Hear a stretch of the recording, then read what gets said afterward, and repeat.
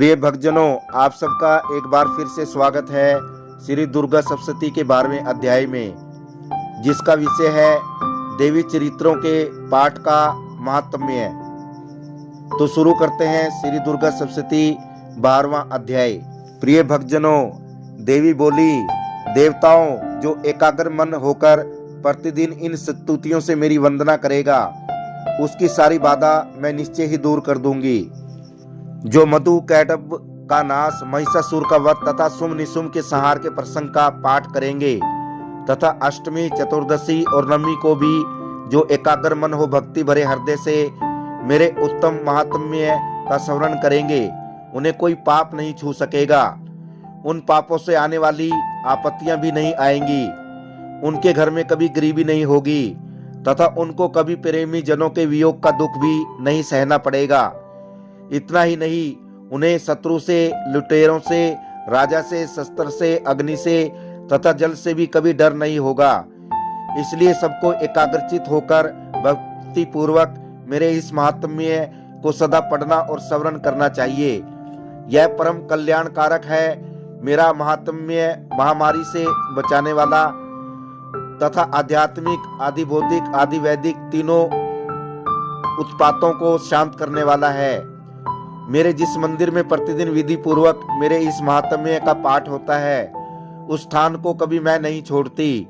वहां सदा ही मेरा वास रहता है। बलि, पूजा, होम तथा महोत्सव के अवसरों पर मेरे चरित्र का पूरा पूरा पाठ और स्मरण करना चाहिए। ऐसा करने पर मनुष्य विधि को जानकर या बिना जाने भी मेरे लिए जो पूजा या होम आदि करेगा, उसे मैं बड़ी प्रसन्नता के साथ ग्रहण करूंगी। सप्तकाल में जो वार्षिक महापूजा की जाती है, उस अवसर पर जो मेरे इस महात्म्य को भक्ति पूर्वक सुनेगा, वह मनुष्य मेरे प्रसाद से सब बाधाओं से मुक्त, धन धान्य एवं पुत्र से संपन्न होगा। इसमें कुछ भी संदेह नहीं।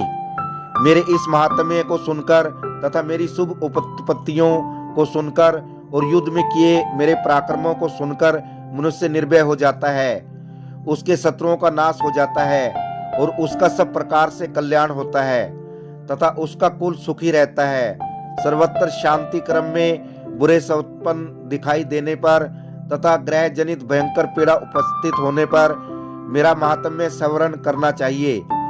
इससे सब विघ्न, बाधा तथा भयंकर ग्रह बाधाएं शांत हो जाती हैं और मनुष्य द्वारा देखा दुस्वपन शुभ स्वपन में बदल जाता है। बाल ग्रहों से पीड़ित हुए बालकों के लिए यह महात्म्य शांति कारक तथा मनुष्य के संगठन में फूट होने पर यह अच्छी प्रकार मैत्री कराने वाला होता है। यह महात्म्य सारे दुष्ट जनों के बल का नाश करने वाला है। इसके पाठ मात्र से राक्षसों, भूतों और पिशाचों का विनाश हो जाता है। मेरा यह सब महात्म्य मेरे सन्निधान की प्राप्ति कराने वाला है। पत्र, पुष्प, अर्घ्य, धूप, दीप, गंध आदि उत्तम सामग्रियों द्वारा आराधना करने से, प्रतिदिन स्नान करने से, नाना प्रकार के अन्य भोगों का अर्पण करने से तथा दान देने आदि से 1 वर्ष तक जो मेरी इस पूजा की जाती है, उससे मुझे जितनी प्रसन्नता होती है, उतनी प्रसन्नता मेरे इस उत्तम चरित्र का एक बार स्मरण करने मात्र से हो जाती है। यह महात्म्य स्मरण करने पर पापों को हर लेता है और आरोग्य प्रदान करता है। मेरे प्रादुर्भाव का कीर्तन समस्त भूतों से रक्षा करता है तथा मेरा युद्ध विषयक चरित्र दुष्ट असुरों का संहार करने वाला है। इसके श्रवण करने पर मनुष्य को शत्रु का भय नहीं रहता। देवताओं, तुमने और ब्रह्मश्रियों ने जो मेरी स्तुतियां की हैं तथा ब्रह्मा जी ने जो स्तुतियां की हैं, वे सभी कल्याणमयी बुद्धि प्रदान करती हैं। वन में, सुने मार्ग में अथवा दावानल से गिर जाने पर, निर्जन स्थान में लुटेरों के पंजे में पड़ जाने पर या शत्रुओं से पकड़े जाने पर अथवा जंगल में सिंह, बाघ या जंगली हाथियों के पीछा करने पर, क्रोधित राजा के आदेश से वध या वंदन स्थान में ले जाए जाने पर अथवा महासागर में नाव पर बैठने के बाद भारी तूफान से नाव के डगमग होने पर और अत्यंत भयंकर युद्ध में शास्त्रों का प्रहार होने पर अथवा वेदना से ग्रस्त होने पर, सभी भयानक बाधाओं के उपस्थित होने पर भी जो मेरे इस चरित्र का स्मरण करता है, वह संकट से मुक्त हो जाता है। मेरे प्रभाव से सिंह आदि जंगली खूंखार जानवर नष्ट हो जाते हैं तथा लुटेरे और शत्रु भी मेरे चरित्र का स्मरण करने वाले पुरुष से दूर भागते हैं। ऋषि बोले, यूं कहकर प्रचंड पराक्रम वाली भगवती चंडिका सब देवताओं के देखते देखते अंतर्ध्यान हो गई। फिर समस्त देवता भी शत्रुओं के मारे जाने से निर्भय हो पहले की भांति यज्ञ भाग का उपयोग करते हुए अपने अपने अधिकार का पालन करने लगे। संसार का संहार करने वाले महाभयंकर अतुल पराक्रम नीच देव शत्रु शुंभ तथा महाबली निशुंभ के युद्ध में देवी द्वारा मारे जाने पर शेष दैत्य पाताल लोक में चले गए।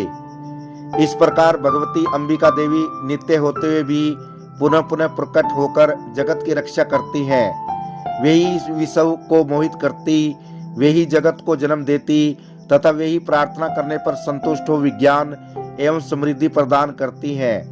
महाप्रलय के समय महामारी का स्वरूप धारण करने वाली वे महाकाली ही इसी समस्त ब्रह्मांड में व्याप्त हैं। वे ही समय समय पर महामारी होती हैं और वे ही स्वयं अजन्मा होती हुई भी सृष्टि के रूप में प्रकट होती हैं। वे सनातनी देवी ही समयानुसार संपूर्ण भूतों की रक्षा करती हैं।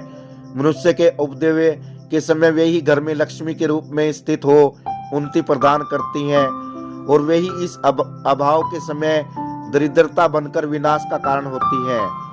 पुष्प, धूप और गंध आदि से पूजन करके उनकी स्तुति करने पर वे धन, धार्मिक बुद्धि तथा उत्तम गति प्रदान करती हैं। प्रिय भक्तजनों, इति फलस्तुति नामक 12वां अध्याय समाप्त।